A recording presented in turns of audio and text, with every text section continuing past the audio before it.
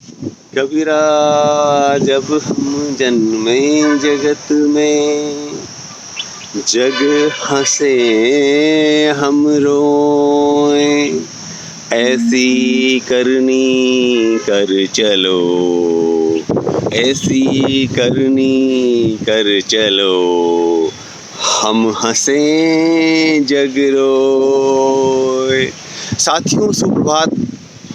Cycling के साथ सकारात्मक चर्चा में आज का विषय है रॉबिन शर्मा द्वारा लिखित पुस्तक who will cry when you die पर आधारित 5 प्रमुख बिंदु। साथियों, रॉबिन शर्मा एक सुप्रसिद्ध लेखक हैं जिन्होंने अनेकों बेस्ट सेलिंग पुस्तक लिखी है। उनके द्वारा लिखित पुस्तक who will cry when you die एक बहुत ही अच्छी पुस्तक है जिसमें उन्होंने 101 सूत्र जीवन में आगे बढ़ने के लिए, जीवन को सार्थक बनाने के लिए साझा किए हैं।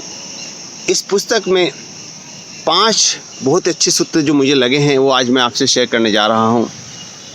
साथियों, रॉबिन शर्मा अपनी पुस्तक में लिखते हैं, पहला पॉइंट है जो सबसे अच्छा लगा मुझे, कि अपनी जीवन की, अपनी लाइफ के CEO बने। साथियों, कई बार हम अपने जीवन में होने वाले अच्छे बुरे कार्यों की जिम्मेदारी ले नहीं पाते हैं और इसके कारण जीवन में हमारे साथ कई सारी गलतियां होती रहती हैं। हम जीवन को अच्छी डायरेक्शन में ले जाना चाहते हैं लेकिन हम असहाय महसूस करते हैं, हम अपने आप को कमज़ोर महसूस करते हैं। ऐसी स्थिति में सबसे महत्वपूर्ण बात यह है साथियों कि जीवन के CEO बने, जीवन को के पायलट बने और जीवन में जो भी कमी आपके जीवन में आ रही है उसको सुधार करें, उसको तुरंत आकलन करके सुधार करें, जिससे कि जीवन उस राह पर जा सके जिसको आप चाहते हैं। कभी भी निराश न हो, जीवन की पूरी कमांड अपने हाथ में लें।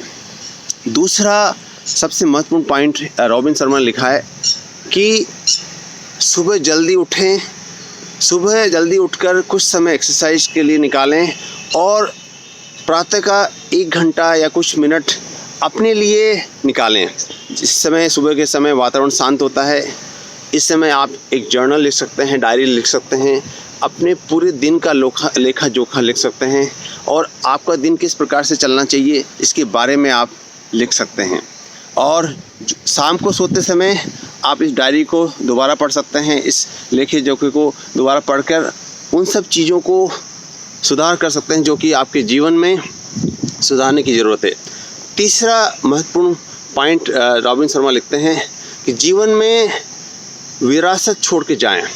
आपकी लेगेसी क्या है, आप किस प्रकार का जीवन जीना चाहते हैं, इसके बारे में तैयारी करें और एक विरासत छोड़ के जाएं। जिस प्रकार से आज हम महात्मा गांधी को उनके द्वारा छोड़ी गई संपत्ति के लिए याद नहीं करते हैं, हम याद करते हैं उनके द्वारा पढ़ाए गए अहिंसा के पाठों को।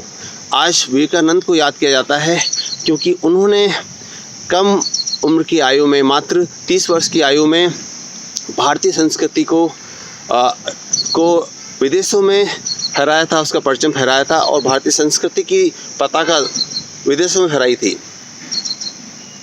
अगला जो पॉइंट है रॉबिन शर्मा लिखते हैं कि जीवन में हम्बल रहें, हैप्पी रहें और कुछ समय परिवार के साथ निकालें, गुजारें। और परिवार के साथ निकालने के लिए ज़रूरी है कि हम टेक्नोलॉजी से ब्रेक लें। कुछ घंटे सप्ताह में 1 दिन टेक्नोलॉजी से ब्रेक लेते हुए हम अपने परिवार के साथ स्पेंड करें, नेचर के साथ स्पेंड करें, जिससे कि हमारा मस्तिष्क, हमारा शरीर रिलैक्स हो सके।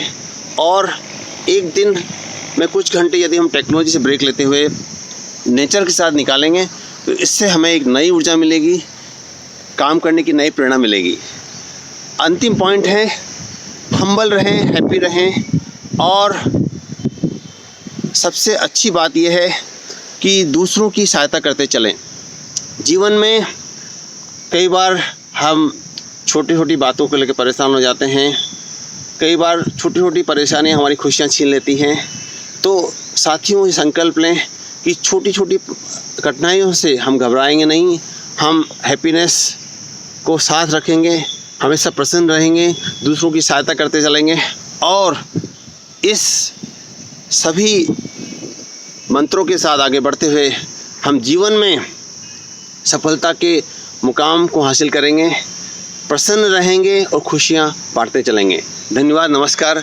डॉक्टर सुरेश पांडे, सुविनय चिकित्सालय, कोटा।